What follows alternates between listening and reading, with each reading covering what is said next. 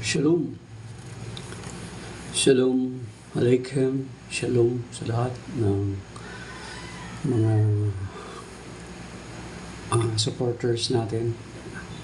Dito na naman tayo ngayon sa ating Preaching in the Wilderness series, kung saan binabasa natin ang Ebanghelyo ng Panginoon na binabasa sa lahat ng mga Katolikong simbahan. So, we will do it shortly. Mapapalain tayong lahat ng Panginoon sa araw na ito. Pagpalain din ang ating Santo Papa, ang ating mga obispo at mga kaparian.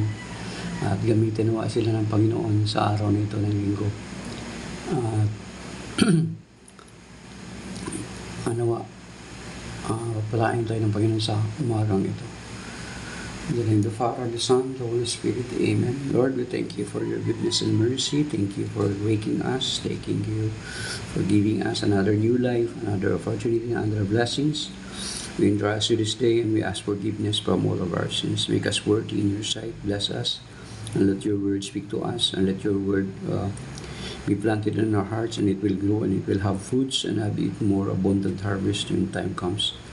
And we are also claiming your word in 2 Corinthians chapter 10, verse 4 to 5, that the weapon of our battle are not of flesh, but are enormously powerful, capable of destroying fortresses. We destroy arguments and every pretension, raising itself against the knowledge of God, and taking every thought captive in obedience to Christ. To you the glory, honor, and praise in Jesus' name, with the Holy Spirit that reigns with you forever and ever. Amen. In the Father, the Son, the Holy Spirit. Amen. Shalom mga kapatid. Ayan, may nag-like na 27 likes at may mga nagtatap na screen. At saka yung binabati natin yung mga, kahit yung mga dumadaan lang. Ayan, may mga nagko-comment na si Edith Vergara. God bless you. Okay, so, okay. The Gospel of the day is taken from the Gospel according to St. Luke chapter 10 verse... The Gospel of the day is taken from the Gospel according to St. Luke chapter 10, verse 1 to 12, then 17 to 20. After this, the Lord appointed 72 others, whom he sent ahead of him in fairs to every town and place he intended to visit. He said to them, "The harvest is abundant, but the laborers are few. So ask the master of the harvest to send out laborers for his harvest. Go on your way. Behold, I am sending you like lambs among wolves. Carry no money bag, no sackcloth, no sandals, and greet no one along the way. Into whatever house you enter, first say peace to this household. If a peaceful person lives there, your peace will rest on him, but if not, it will return to you. Stay in the same house and eat and drink what is offered to you, for the laborer deserves his payment. Do not move about from one house to another. Whatever town you enter, and they welcome you, eat what is set before you. Cure the sick in it, and say to them, the kingdom of God is at hand for you. Whatever town you enter, and they did not receive you, go into the street and say,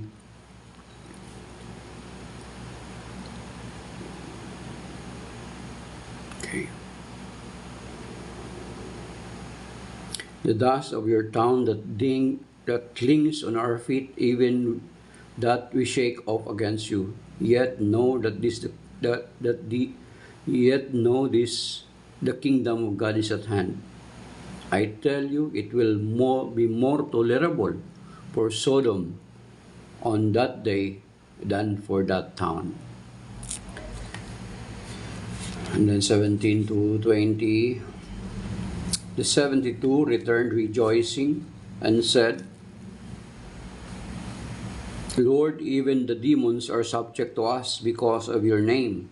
Jesus said, "I have observed Satan fall like lightning from the sky. Behold, I have given you the power to tread upon serpents and scorpions, and upon the full force of the enemy, and nothing will harm you. Nevertheless, do not rejoice because the spirits are subject to you, but rejoice because your name are written in heaven. The Gospel of the Lord. Praise to the Lord Jesus Christ. Ayan. Okay. So, Shalom. Ayan. Hindi na tayo gumagamit ng microphone kasi kung minsan nasasayang lang. Hindi, walang audio. Okay. At sa likod natin, itong background natin is yung the second edition, revised edition ng Ignatius Catholic Study Bible.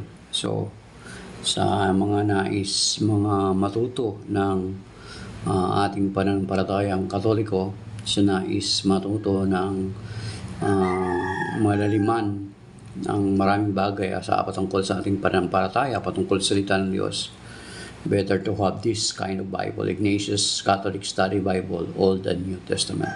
Ayan. Medyo may kamahalan na ng konti, mga kapatid. Yet, maganda po siya. So, yan. Okay.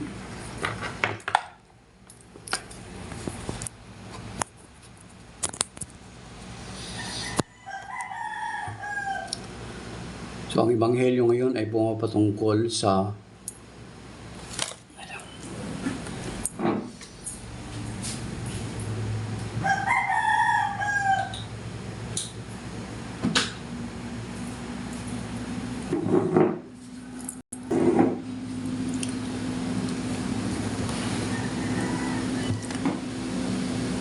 ang Ebanghelyo ngayon ay pumapatungkol sa pagsusugo or paghirang pa ng Panginoon ng 72 or 72.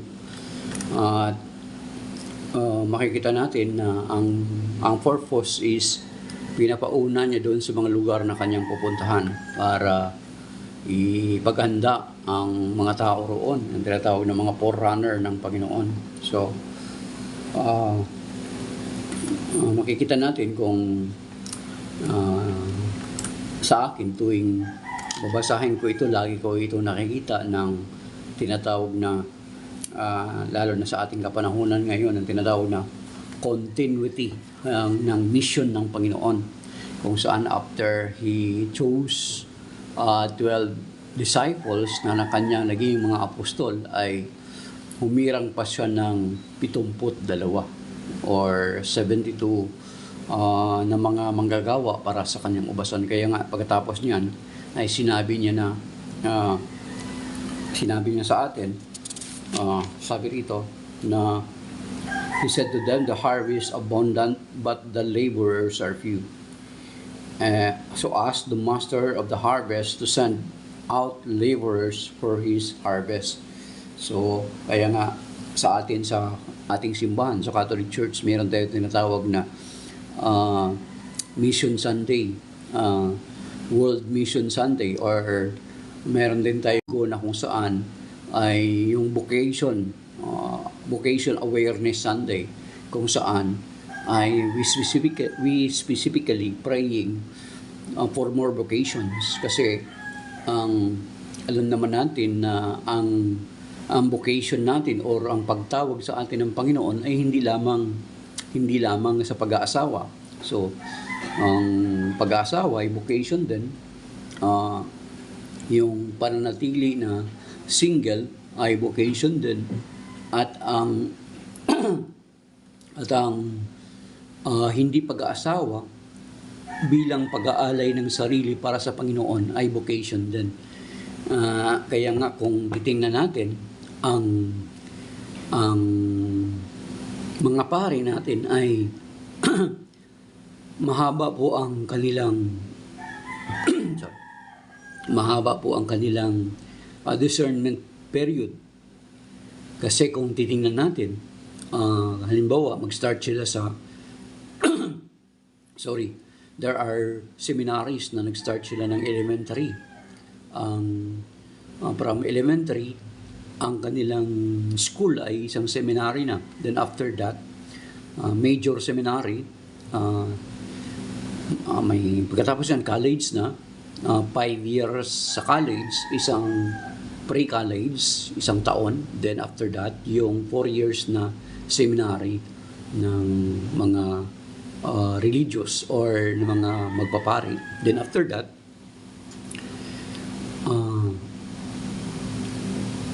yung postulancy,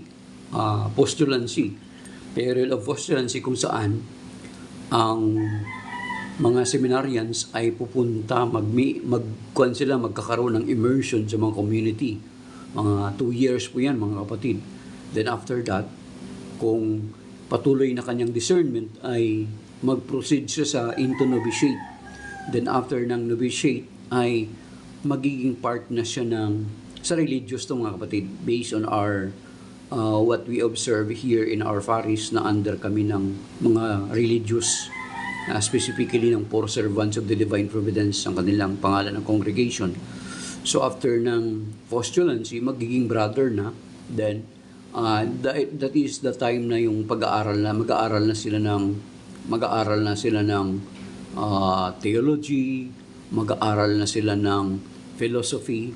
Then after that ay after a certain period of time, i-discern pa rin nila, pwede silang maghingi ng regency period.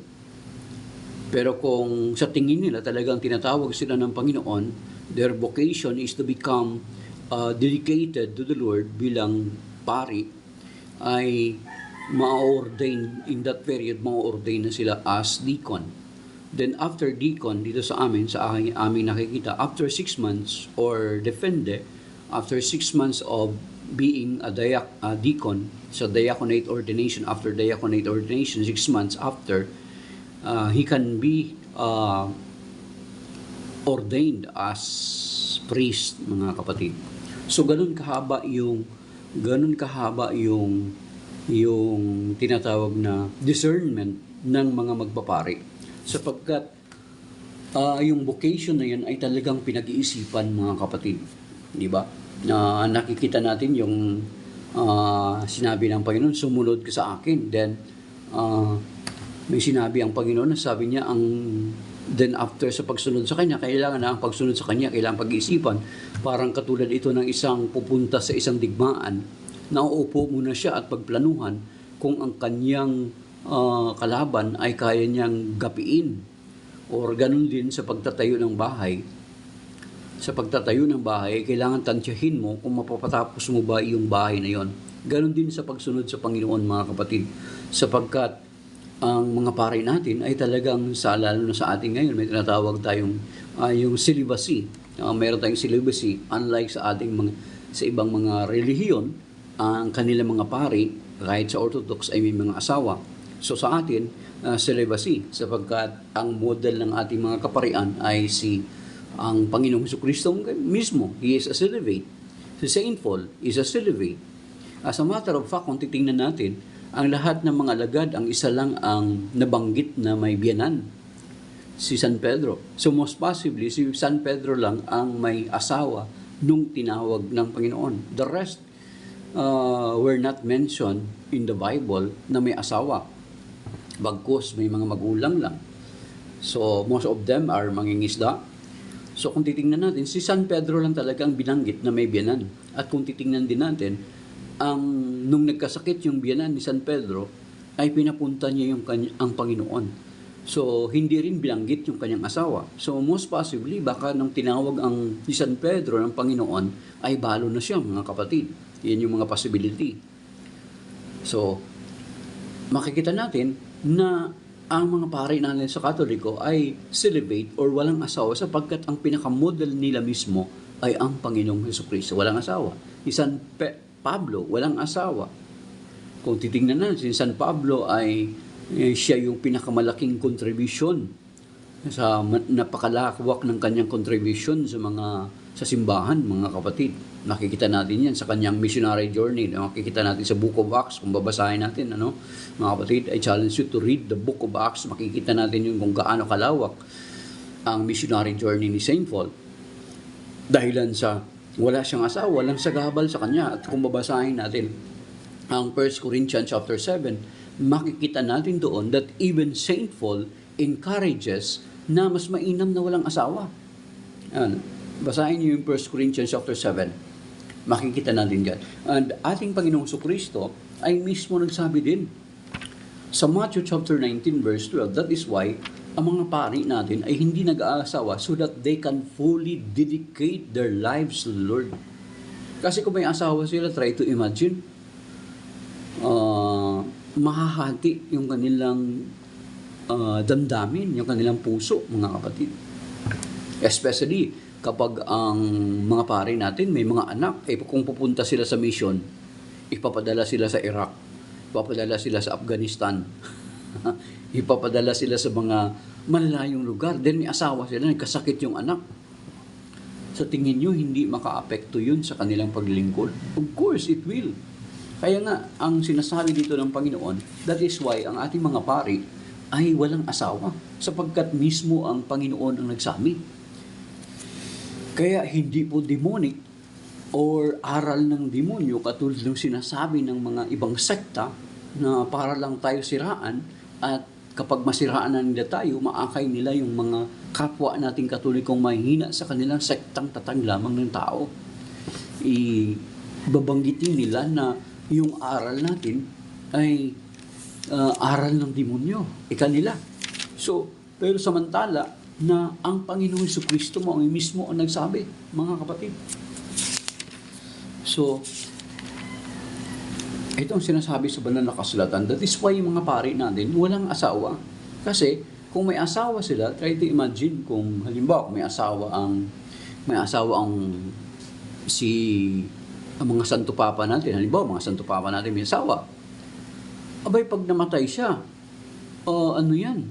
magkakaroon ng may tendency na magkakaroon ng mga personal interest sa leadership ng simbahan. Di ba? Kasi katulad nung kilala natin ang mga sekta na minsan dahilan doon sa leadership sa simbahan nila, sila magpamilya ay nag-aaway, mga kapatid. Dahilan sa malaki ang pakinabang dito. Pero sa atin ay ang ating simbahan, ang pag-aari ng simbahan ay pag-aari ng simbahan, hindi pag-aari ng Santo Papa. Kaya kapag mamatay siya, wala siyang maipamana sa kanyang mga kamag-anak. Wala talaga. Unlike dun sa ibang mga sekta na kapag mamatay yung kanilang pinuno, kinakailangan maipasa ito sa anak. At ang anak ay isi-secure na rin yung kanyang anak. Kaya kung minsan, parang monarchy style, sa kanilang monarchy na monarchical type of governance sa kanilang simbahan, may tendency na kahit sila magkakapatid, nag-aaway-away. Dahilan dun sa may kapakinabangan dyan sa kanilang mga simbahan. Sa atin, hindi pwede ipapamana. Yung mga Santo Papa, walang ari-arian. So, hindi may papamana, walang kaguluhan sa atin, sa leadership ng simbahan. That is why, even our Lord Jesus Christ Himself, na sinasabi dito sa Matthew chapter 19, verse 12, isa ito sa foundational reason kung bakit yung mga kaparian natin, mga kapatid, ay hindi nag-aasawa. Nung tumugon sila sa panawagan ng Panginoon, sapagkat ito yung sinasabi. Dito sa Matthew chapter 19 verse 12, sabi dito, some are incapable of marriage because they were born so. Na ipinanganak silang ganun. So, parang mahirap, halimbawa, physically impaired sila. Though there are some physically impaired na nakakapag-asawa pa rin naman, may mga babae pa rin naman tumatanggap sa kanila. And then ito sabi niya, tuloy natin, because they were made by others,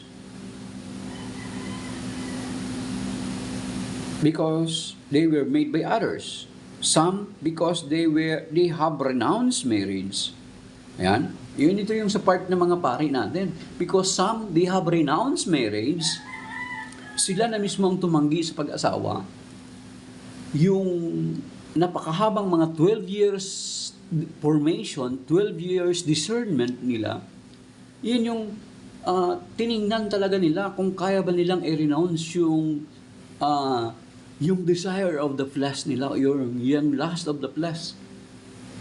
Sabi dito, some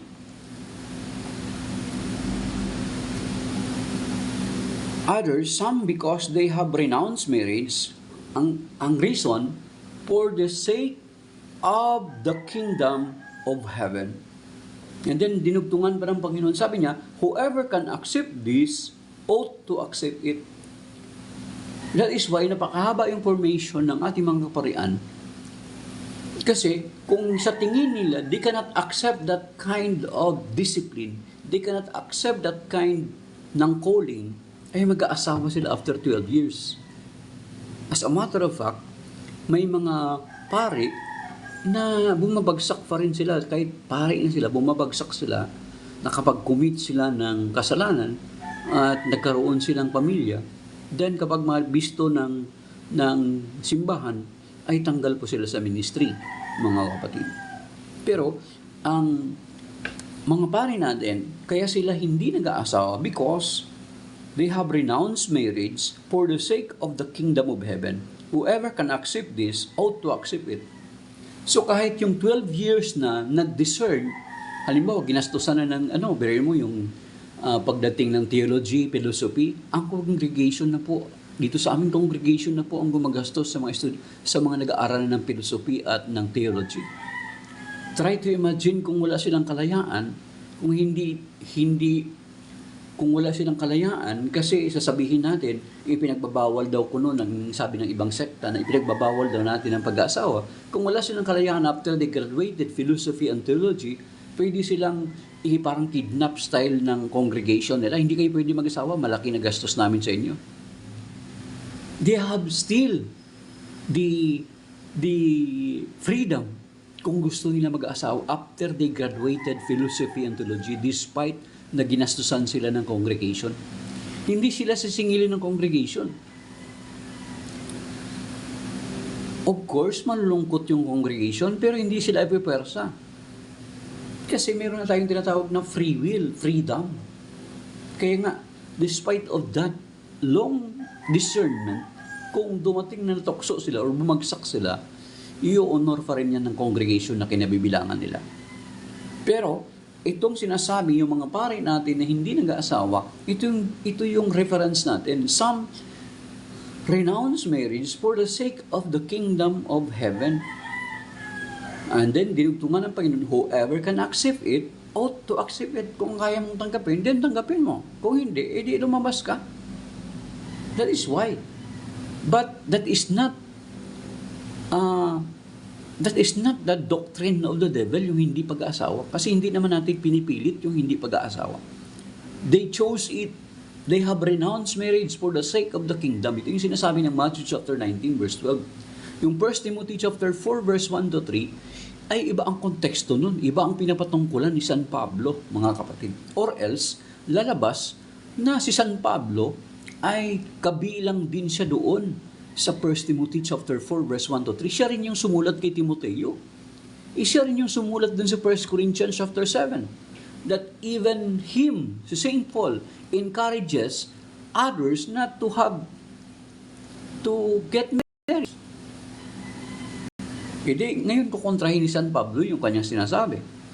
Siya mismo pala nagtuturo na huwag mag-asawa, tapos siya rin yung sasabi na nagsasabi doon sa 1 Timothy chapter 4 verse 1 to 3. Ibig sabihin, kabilang si San Pablo? No.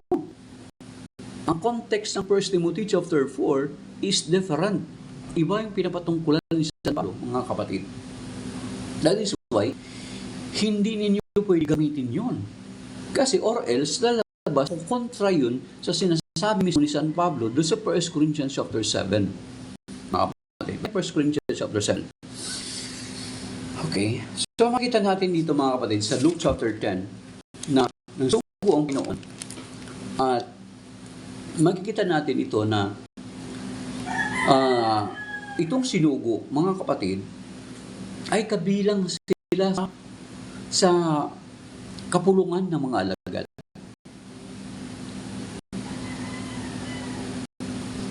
Pagkatapos nila ng misyon, mga kapatid, pagkatapos ng misyon ng mga alagad, makikita natin na bumalik sila at nag-report sa Panginoon. Diba? Nakapagpalaya sila ng demonyo.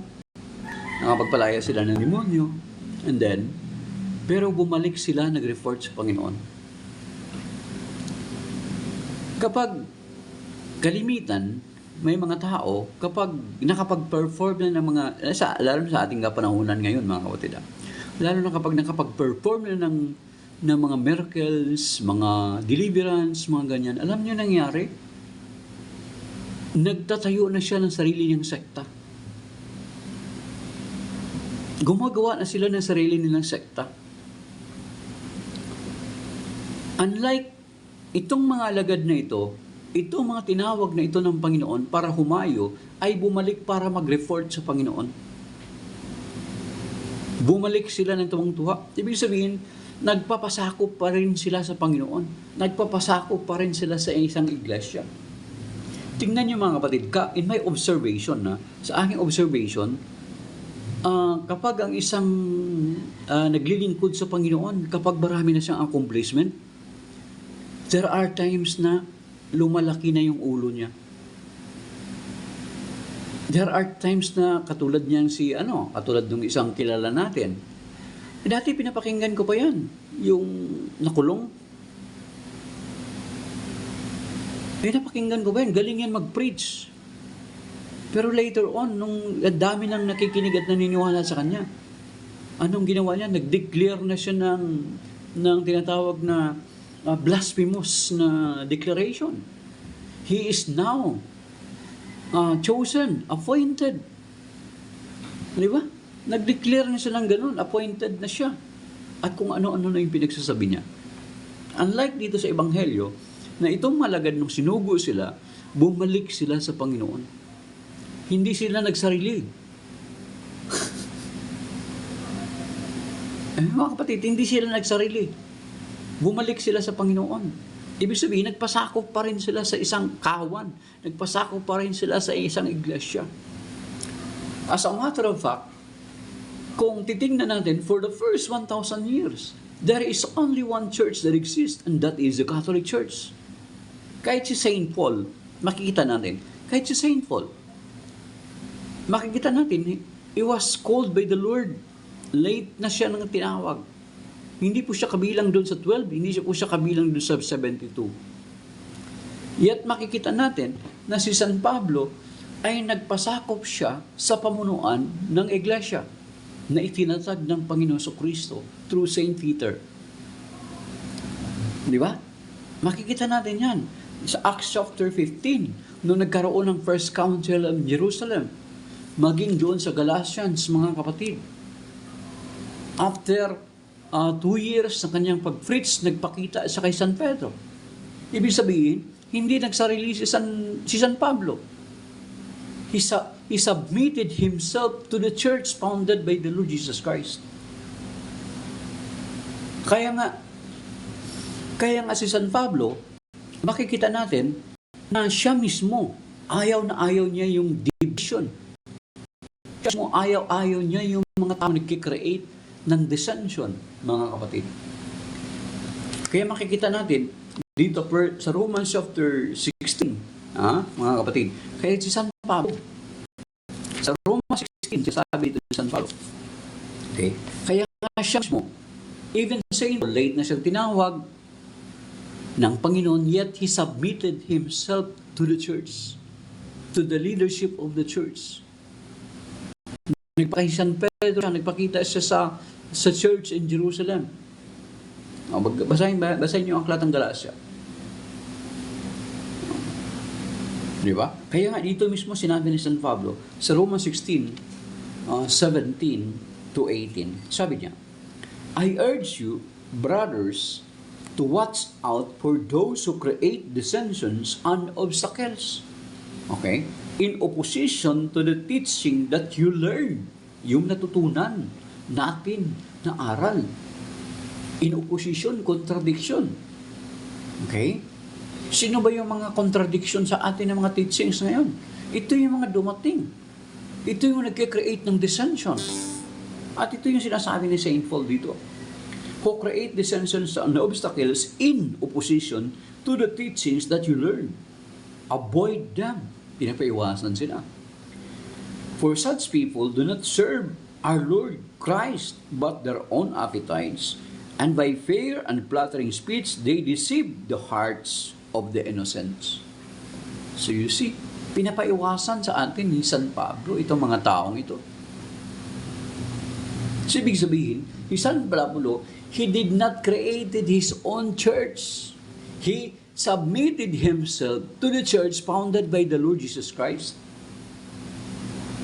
Okay, meron pa dito sa 1 Corinthians chapter 1 verse 10. Okay. So patunay na si San Pablo, despite na nung tinawag siya ng Panginoon na huli na, hindi siya kasama sa 12, hindi siya kasama sa 72, yet he submitted himself to the church, to the leadership of the church. Okay, 1 Corinthians chapter 1 verse 10. I urge you, brothers, in the name of the Lord Jesus Christ, that all of you agree in what you say, and that there be no divisions among you, but that you be united in the same mind and in the same purpose. So you see, itong mga sinugo na yon, after they perform miracles, the sign and wonders, they exorcise demons. Yet, after it, bumalik pa rin sila sa Panginoon. Nagpasakop pa rin sila sa Panginoon. Unlike sa atin sa panahon na natin ngayon, ayun, nagsipagtayuan na ng sariling sekta. Si San Pablo, hindi siya nagtayo ng kanya, bagamat napakaraming accomplishment si San Pablo, mga kapatid. Kung titingnan natin, napakarami niyang accomplishment para compare to Saint Peter. Yet, hindi siya nagmalaki. Hindi siya nagtayo ng kanyang sariling simbahan. Nagpasakop siya sa simbahan, itinatag ng Panginoon Jesucristo. Kaya itong 1 Corinthians chapter 1 verse 10, siya ang nagsulat nito sa Corinto. And then yung Roma 16:17 to 18 kanina, siya rin nagsulat noon. At maging yung sa Galatians chapter 5 verse 19. Di ba? May binanggit din siya doon sa Galatians 5 verse 19. Yung dalawa doon, yung pagkakampi-kampi at pagkabahabahagi. Siya rin nagsabi noon. At siya rin nagsabi doon sa Ephesians chapter 4 verse 5 to 6. Anong sinasabi doon sa Ephesians chapter 4 verse 5 to 6?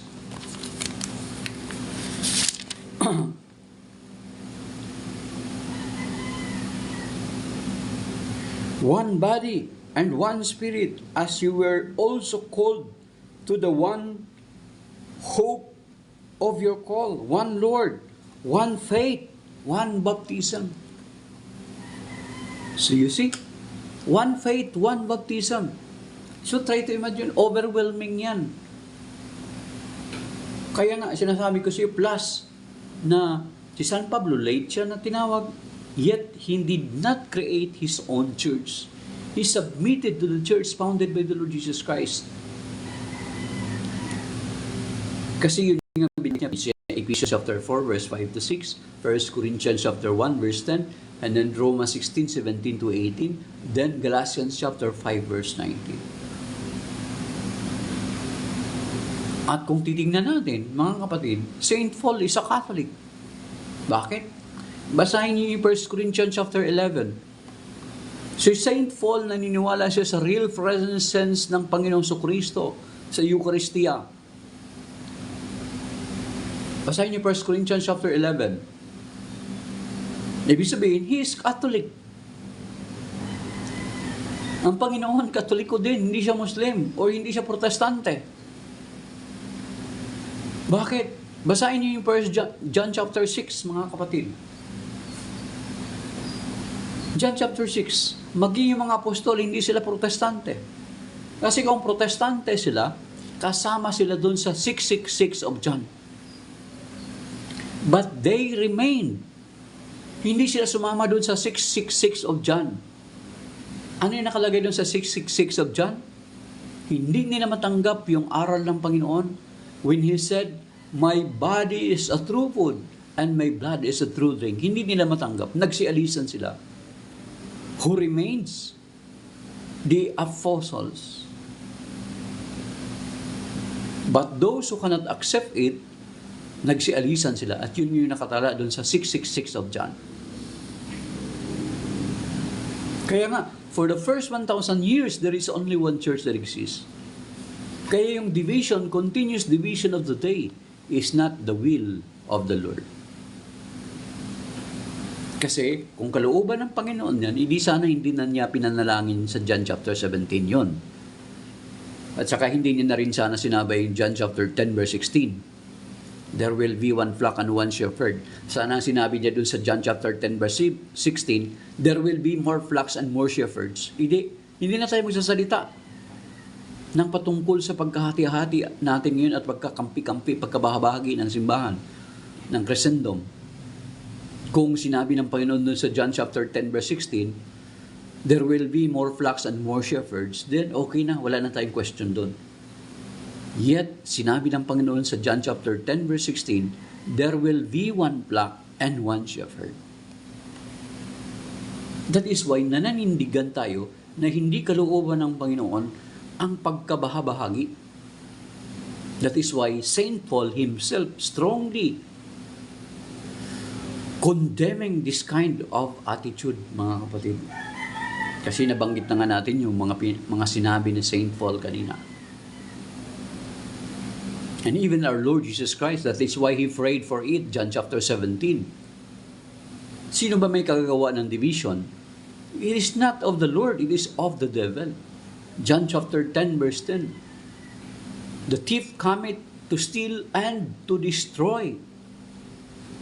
But the Lord Jesus came to give life, isang buhay na ganap at kasiya-siya. Yan mga kapatid. So yan yung sa Ebanghelyo ngayon, ibinigyan natin ng different side ang ating tiningnan mga kapatid. Na itong mga tinawag na ito at sinugo ng Panginoon ay in-empower niya. Okay? The same with us. Ang mga alagad, ang mga kaparian natin, they were empowered by the Lord. Yung ministry kaya sa ating simbahan, meron tinatawag na Ministry of Deliverance, meron Ministry of Exorcism, nagpapatuloy. Ito yung ginawa ng mga alagad. Nang sinugo sila, nagpalaya sila ng mga demonyo, nagpagaling sila ng mga may karamdaman. Na kung titingnan natin, ay isang katibayan na talagang legitimate na sila ay isinugo ng Panginoon. At makikita natin yan sa Mark chapter 16, di ba? Yung kapangyarihan na ibinigay ng Panginoon. So yung by virtue of our baptism is meron din tayong ganun mga kapatid. We can drive out demons in our lives. We can drive out demons in our family. Diba? Mark 16, Luke chapter 10 verse 19 to 20, and then dun sa Mark chapter 16 verse 16 to 19. Diba? Basahin niyo po roon. So, lahat tayo na mga mananampalataya by virtue of our baptism ay makagagawa ng ganun. Lalo na yung mga magulang sa kanilang pamilya. Yung mga magulang, you have the authority over your family, your possessions, mga ari-arian mo. Yan, mga kapatid. So, yan yung ministry na yun ay nagpapatuloy na nung nagpalayas ang mga alagad ng mga demonyo. At pagkatapos nun, bumalik sila na tuwang-tuwa. Pero sabi ng Panginoon, matuwa kayo hindi dahilan sa suko sa inyong diablo, matuwa kayo sapagkat ang pangalan nyo'y nakatala na sa langit. Yan. So, malinaw mga kapatid. At isa pa, yun nga, nabanggit na rin natin ito the last other day, na kapag hindi ka naniniwala ng demonyo ay nag-exist, ibig sabihin nun, ng demonyo ay nagtagumpay na sa buhay mo. Makikita natin sa banal na kasulatan, pinakita dito na ang mga masasamang espiritu ay suko sa mga alagad. Kaya hindi Ito mga kapatid suko yung demonyo sa mga alagad. The same with us. That is why, sa atin din, kaya hindi natin dapat pinapractice yung tinatawag na tabi-tabi po. If you have a right and proper relationships to the Lord, ay hindi mo dapat gagawin yung tinatawag na tabi-tabi po. Ang sabi ng ating mga Catholic exorcists, that is a form of submission. Why submit to them?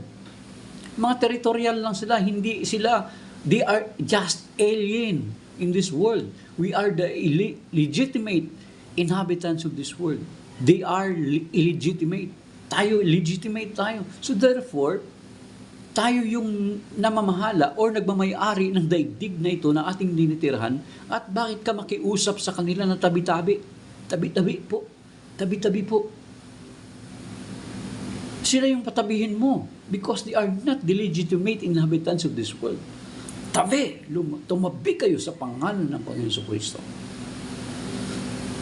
Dapat ganun. Hindi natin i-practice yung tabi-tabi po. Tabi, dadaan ng anak ng Diyos. Ganun, mga kapatid. Because we have authority also. Amen? So, ganun, mga kapatid. Ay, mystery of faith. Yan. So, bumalik ang mga alagad na tuwang-tuwa sapagkat even the demons submits to them. At sinabihan sila ng Panginoon, huwag kayo matuwa na nasuko sa inyong diablo, bagkos matuwa kayo sapagkat ang inyong pangalan ay nakatalaan na sa langit. Yan, mga kapatid. So, kung alam mo, if you have a proper and right relationships to the Lord, you do not need to fear the demons. Hindi ka dapat matakot sa demonyo. Ang demonyo dapat ang matakot sa iyo. Di ba? Ang sinasabi sa 1 John chapter 4, greater is He that is in us than he that is in the world. Diba, mga kapatid? Kinakanta pa nga natin yan, greater is He that is in me than he that is in the world. I am more than a conqueror by the power of His word. Oh, diba? So why afraid of the devil? Kaya nga itong mga alagad, hindi sila natakot sa demonyo, bagos ang demonyo ang natakot sila sa kanila. Kaya nung bumalik sila sa Panginoon para mag-report, tuwang-tuwa sila. Because the devil is afraid of them. Ano sinasabi sa Romans 8:31? If God is for us, who can be against us? Then bakit ka matakot dyan sa mga multo kuno? Mga duwende. Those are mga fallen angels, mga kapatid. Bakit ka matakot dyan? If you know your relationships to the Lord, you have a right and proper relationships to the Lord, hindi ka dapat matakot. Dapat panghawakan mo yung Romans chapter 8 verse 31. If God is for us, who can be against us? Then why afraid? Okay?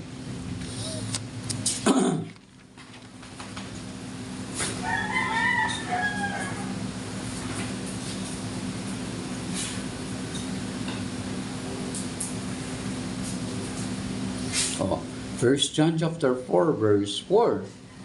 You belong to God. Ayan. Kung alam mo yung relationship mo sa Panginoon, sabi dito sa 1 John chapter 4 verse 4, you belong to God, children, and you have conquered them. Napagtagumpayan mo sila. Past tense na dito eh. Okay? For the one who is in you is greater than the one who is in the world. The owl friend si Logan. So you see, then why afraid? Why afraid of the devil? Hindi ka dapat mga duwende na kaibiganin mo kasi puti. Nako, you are being deceived by the devil. They are not, they are fallen angels. Kaya hindi ka pwede makiusap sa kanila tabi-tabi po. Lalo na pagbahay mo. Kahit sa mga kabundukan, yung sila tumabi. Sila mag-adjust, hindi ikaw. Nakapatid. So, maybe this by now, mga kapatid. Tandaan natin, tayo yung legitimate na nanirahan dito sa daigdig, not those fallen angels na nagkukunwari na duwende, engkanto, or whatsoever.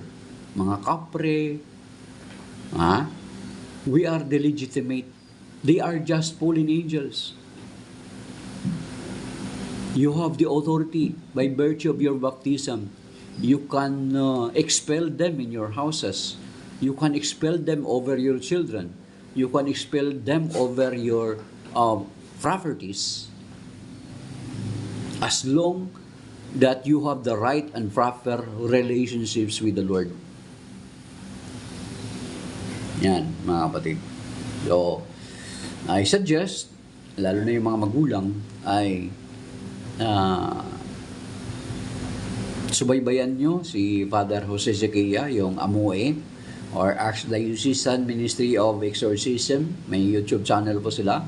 At saka si Father Darwin Gitgano, yan si Father Nonet Ligaspe ng Caloocan yata, Novaliches. Siya exorcist doon. Dito sa Rizal, si Father Jeff Quintela. Dito sa Pasig, si Father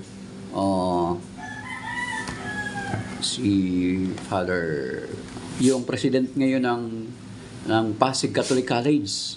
Yan, siya yata yung chief exorcist ng Pasig. Ang presidente ng Cainta Catholic College. I-search na lang, nakalimutan ko. Diyan yung sa Santa Clara naka-base yung school nila sa Kanyugan, Pasig. And then dito sa si Father Darwin Gitgano. Yan, yung kilala ngayon na exorcist and apologist, Catholic faith defender. Para malaman natin at ma-empower tayo, hindi tayo matatakot sa mga demonyo. Dapat ang demonyo matatakot sa atin. Katulad nitong binabanggit sa Ebanghelyo ngayon na ang mga lagad ay tuwang-tuwa na bumalik sa Panginoon after they reported na ang demonyo ay suko sa kanila. Kaya nga, totoo nga mga kapatid, at panghawakan natin yung sinasabi doon sa Mark chapter 16 verse 16 to the following verses, and then yung Luke chapter 10 verse 19 to 20.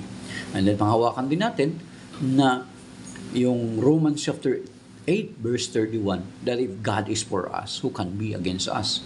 At sinasabi din sa sa James chapter 4 verse 7, submit yourselves to the Lord and resist the devil, and he will flee from you, mga kapatid. So, isubmit natin ang ating sarili sa Panginoon, not to the devil, by making way of tabi-tabi po. That is a form of submission. Rather, submit ourselves to the Lord and resist the devil. Yan. Ganun ang gagawin natin. James chapter 4 verse 7, submit yourselves to the Lord, resist the devil, and he will flee from you. Do not submit yourselves to the devil by saying, tabi-tabi po. Yan, that is a form of submission. Para kang asong nakayuko ang ulo, nakakawag-kawag ang buntot.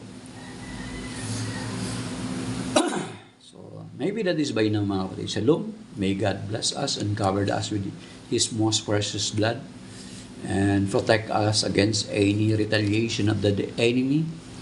And may God bless and cleanse us from any entanglement from whatever spirit we have come in contact with during this course of conversation, during this course of interaction.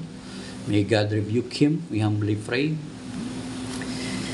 O thou friends of heavenly feasts, Saint Michael the Archangel, Saint Michael the Archangel, defend us in battle, be our defense against the wickedness and snares of the devil. May God rebuke him, we humbly pray. And do thou, O friends of the heavenly host, by the power of God, thrust into hell Satan and all the evil spirits who prowl about the world seeking the ruins of souls. Amen. O God, we pray the cleansing power, the most precious blood of your Son Jesus, be upon us, purify us, and wash us clean with the blood of Jesus from the top of our heads down to the very soles of our feet. And let this blood penetrate to the very marrow of our bones and cleanse us from any entanglement from whatever spirit we have come in contact with during the course of this day, during the course of our intercession, and anoint us with the gifts of the Holy Spirit and refresh our body, soul, and spirit.